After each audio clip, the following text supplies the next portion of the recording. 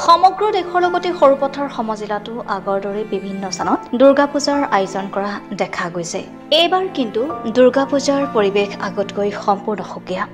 দিনৰ ভাগত এইবাৰ দুৰ্গা পূজাত নাই কোনো হুলস্থুলীয়া পৰিৱেশ, নাই মানুহৰ সমাগম, প্ৰতিখন পূজাথলীত নিমাও পৰিৱেশ। জুবিন গাৰ্গৰ মৃত্যুৰ পিছৰে পৰাই সকলো অসমবাসী শোকত ম্ৰিয়মান হৈ পৰিল। প্ৰতিখন দুৰ্গা পূজা থলীত জুবিন গাৰ্গৰ শ্ৰদ্ধাঞ্জলি অনুষ্ঠান। পূজা মণ্ডপত ঢাকৰ শুনি বাজি উঠিল জুবিন গাৰ্গৰ মায়াবিনী গীত।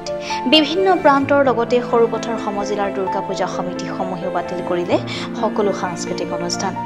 আজি অষ্টমী পূজাৰ দিনা দিনৰ ভাগত সৰুপথাৰ লাইভে দুৰ্গা পূজাৰ পৰিৱেশ সন্দৰ্ভত ৰাইজৰ মতামত ল'বৰ বাবে উপস্থিত হ'ল সৰুপথাৰ বাৰোৱাৰী পূজা, সৰুপথাৰ নৱজীৱন সাৰ্বজনীন দুৰ্গা পূজা আৰু সৰুপথাৰ গাঁও সাৰ্বজনীন দুৰ্গা পূজা থলীত। পূজাকেইখনত দেখিবলৈ পোৱা গ'ল এক সুকীয়া পৰিৱেশ। পূজাথলীত নাই মানুহৰ বিশেষ সমাগম, কেৱল দুৰ্গা পূজাৰ ধৰ্মীয় নীতি নিয়মসমূহে পালন কৰিছে পূজা সমিতিসমূহে। জুবিন গাৰ্গৰ মৃত্যুৱে যেন মানৱ সমাজক সোঁৱৰাই গ'ল দুৰ্গা পূজাৰ থলীত কেনেদৰে পূজা পালন কৰিব লাগে। সোঁৱৰাই গ'ল পূজা থলীসমূহত ডিজে লগাই অনাহক নৃত্য গীত পৰিৱেশন কৰাৰ কথা। মুঠৰ ওপৰত এইবাৰ দুৰ্গা পূজাসমূহত হাঁহি ফূৰ্তিৰ পৰিৱৰ্তে সম্পূৰ্ণ আধ্যাত্মিক পৰিৱেশ দেখা পোৱা গ'ল। সকলোৱে মাত্ৰ জুবিন গাৰ্গৰ আত্মাৰ সদগতি কামনা কৰি মা দুৰ্গাৰ শ্ৰীচৰণত জনালে সেৱা প্ৰাৰ্থনা। অৱশ্যে এইকেইখন পূজা সমিতিয়ে পূজা কৰিবলৈ অনা দেৱী দুৰ্গাৰ লগতে আন প্ৰতিমাসমূহক সকলোৱে প্ৰশংসা কৰিলে। প্ৰতিমাসমূহ আছিল খুব সুন্দৰ আৰু আকৰ্ষণীয়। সাংবাদিকে সোধাত সৰুপথাৰ নগৰ ৰেলৱে ক্ৰছিঙৰ সমীপত থকা মন খুশী শিল্পালয়ৰ অজয় দি নামৰ যুৱকজনে এই প্ৰতিমাসমূহ নিৰ্মাণ কৰিছে বুলি পূজা সমিতিৰ বিষয়ববীয়াই জানিবলৈ দিয়ে। দুখৰ বিষয় যে আমি সকলোৱে মৰ্মাহত হৈছোঁ, লগতে কেৱল মাত্ৰ অসমবাসী বুলি ক'লে ভুল হ'ব, গোটেই দেশবাসীৰ লগতে আমি গোটেই দেশবাসী আমি দুখিত। জুবিন গাৰ্গ আমাৰ এটা গৌৰৱ।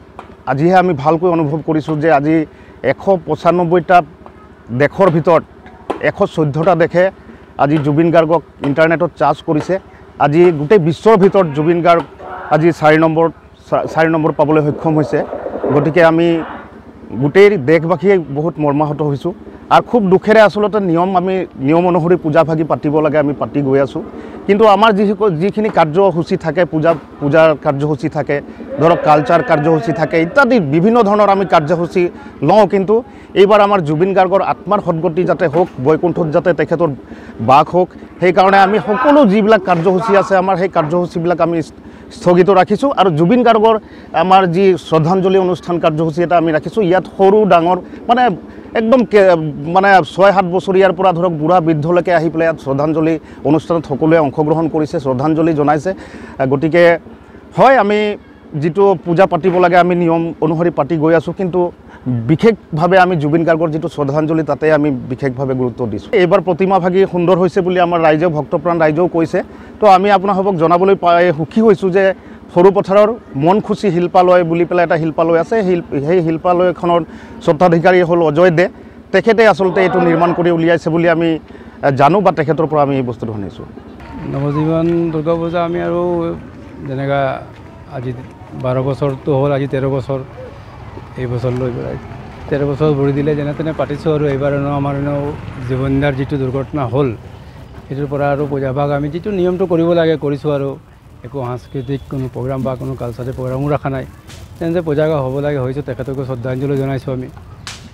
সেইটোৱে আৰু নিয়মখিনি কৰি আছোঁ। আজি অষ্টমী পূজা হয়, যেনে নিয়মখিনি কৰিব লাগে সেইখিনি কৰিছোঁ। ভক্তমান ৰাইজ আহিছে, গাঁৱৰ মানুহখিনি আহিছে ওলাই পেলাই। সেইটোৱে আৰু মন খুশী কলা কেন্দ্ৰ অজয় দে, তেখেতৰ পৰা লৈছোঁ আমি।